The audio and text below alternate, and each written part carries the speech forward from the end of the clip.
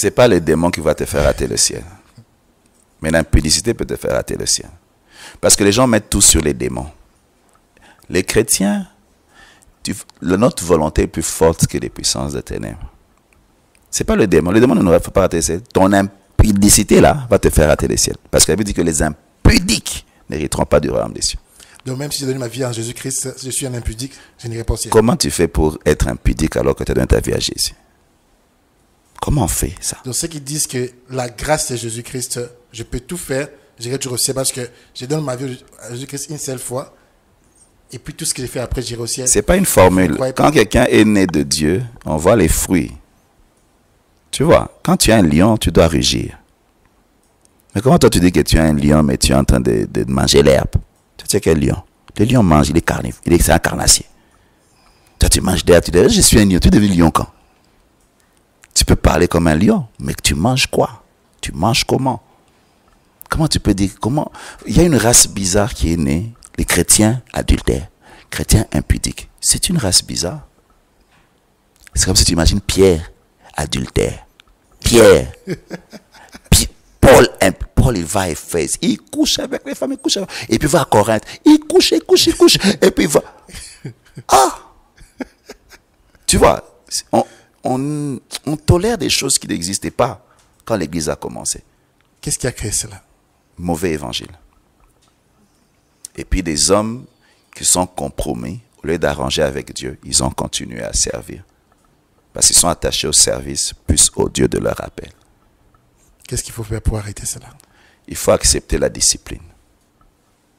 1, devant Dieu, tu confesses. 2, va te repentir devant des aînés et accepte qu'ils puissent t'imposer une discipline. Parce que ta race là, tu risques de l'engendrer des chrétiens bizarres, chauves-souris, chrétiens païens, chrétiens voleurs, chrétiens escrocs, chrétiens impudiques, chrétiens. On dit celui qui commet l'impudicité pêche contre son propre corps. Comment tu peux être un chrétien impudique? Chrétien, oh non, c'est ma faiblesse. Ah!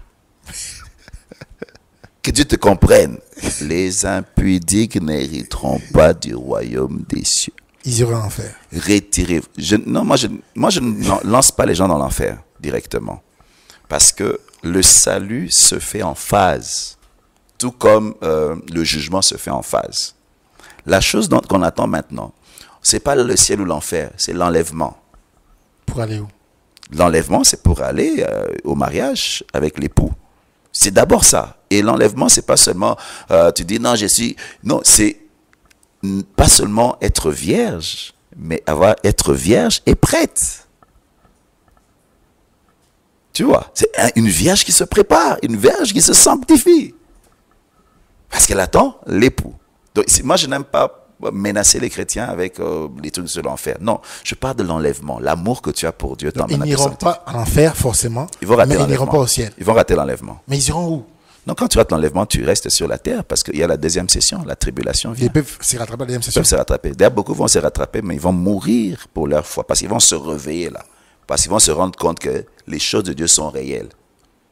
Quand ils verront que les autres sont partis, eux, ils vont rester. Là, ils vont se réveiller, mais ça sera dur parce que beaucoup vont mourir pour leur foi. Moi, je prêche l'enlèvement.